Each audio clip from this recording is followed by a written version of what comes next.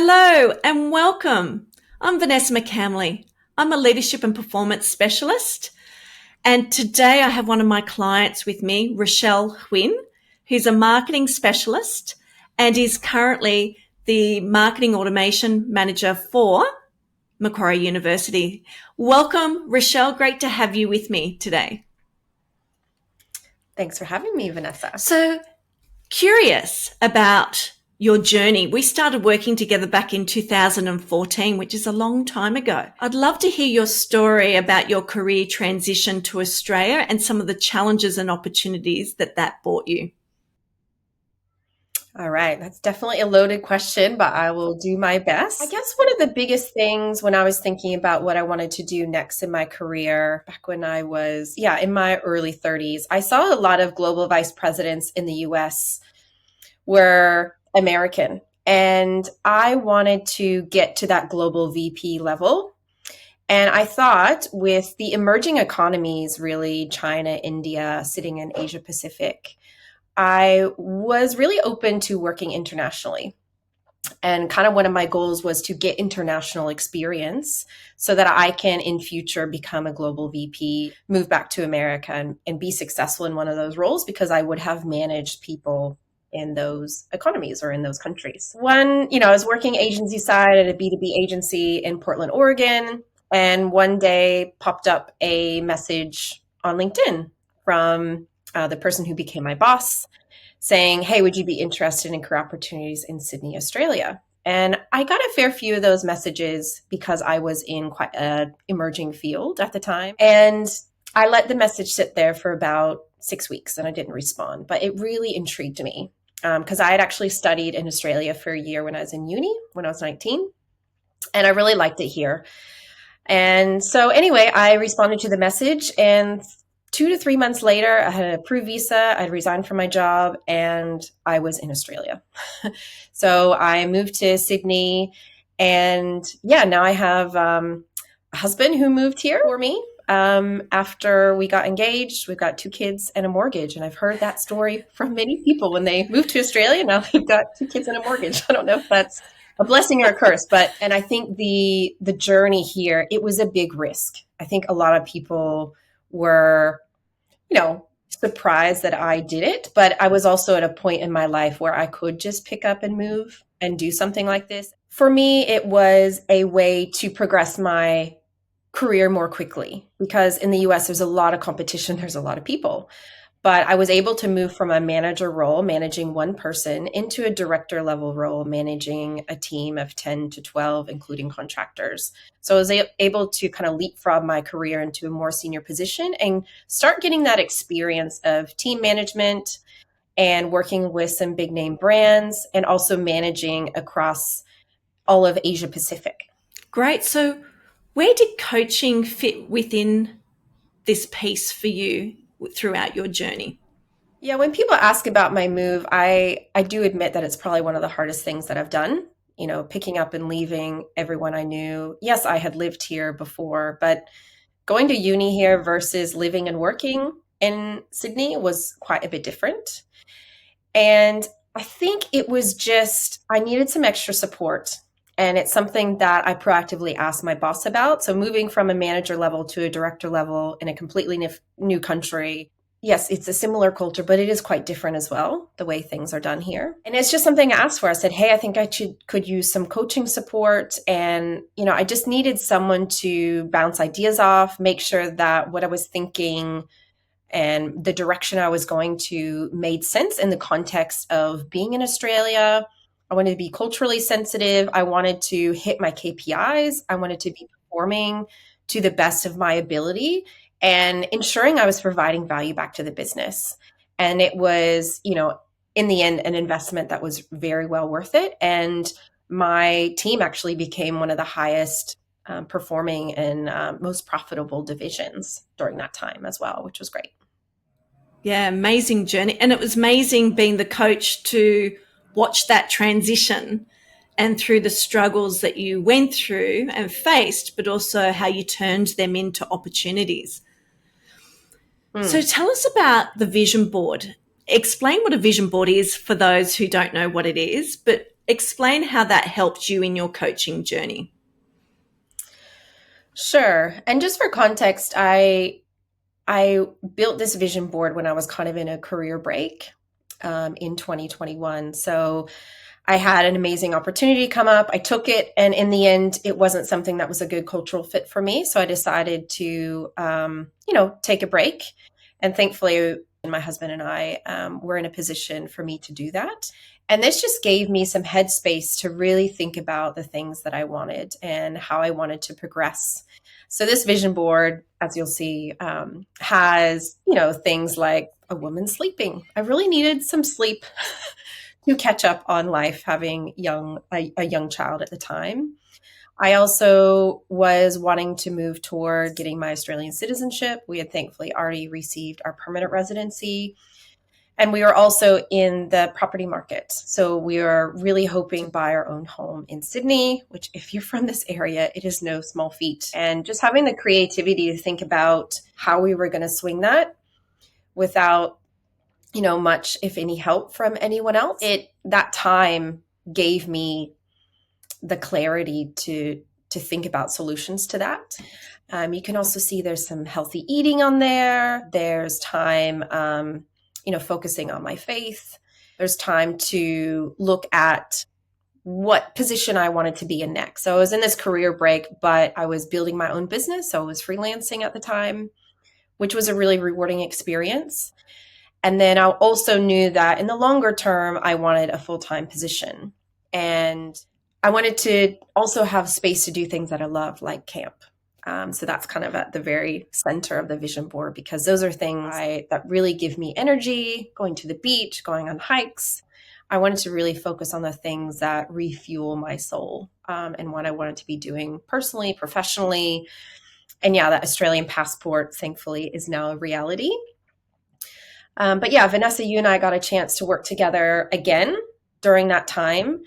And in your career, I don't identify with being a job hopper at all. And it was really important to me during that career break that I really thought strategically about the next job that I wanted and the type of company I wanted to, or type of organization I wanted to contribute, the type of boss I wanted. Vanessa, I think you and I kind of talking about me, my values, what life stage I was in, what I wanted to achieve in the short term and the longer term. Really focusing on that helped me make the decision really clear about accepting this role at Macquarie University, and things have been really positive ever since then. And what are some of the outcomes? So with having a vision board and having that clarity, how does that impact your decision-making process, and then how you work with your partner as well to make the right decisions? Because I have not only coached yourself, but I've also coached your husband as well. If you want to just talk through that journey as well, including the outcomes. Yeah, so Vanessa has coached me and my husband. So he went through a career change back in, I think it was 2016 or 2017. But yeah, he career changed from being in marketing into being a web developer. And you worked with him through that progress as well. I tried to help him, but I think it's just really helpful to have a outside source come in and see things from a different perspective and kind of remove some of those biases out of it. So yeah, Ethan successfully career changed. He kind of saw that, marketing wasn't using the way his brain is wired, wasn't using it in the best way possible. And now he's a software engineer and has also developed a passion for working in startups. So he was a 10th employee at his current startup. He's in a management position. I guess a lot of the pressure when I first moved here was, and we first got married, that I was the main breadwinner. And this change has now helped him move into that position. And now I can take a step back. I've kind of not had my glory days. There's more to come. But I had, my time, and he really supported me in that. And now I can do that for him, where he can really pursue his dream of working in a startup. Being at the ground level of that is really exciting for him. And then I can have, a very stable job in the university space. And it kind of balances. We now have 2 young children. And yeah, it's still hectic. But I feel like both of the moves that we have made have been strategic. Having your input and your guidance, yeah, your strategic vision for us and what we're wanting to achieve and helping us kind of figure out where to slot in has been really valuable. So, what's it like having me as a coach? In my style, what works for you? Well, sometimes when I've recommended you, I say that you're like the most positive, energetic person. You know, you're like having your own personal cheerleader. Vanessa, I found you as someone who can really empathize with where a person is at, but also put together really practical steps on how to move forward and have a plan in place, really concrete plans to help you get from A to B. And for me, especially when I was in my break from work and figuring out what I wanted to do next, you know, you gave me homework and it was things that I needed to do. And I use that in interviews. I use that now, you know, telling people my story and how I've ended up where I am. And I'm just really grateful.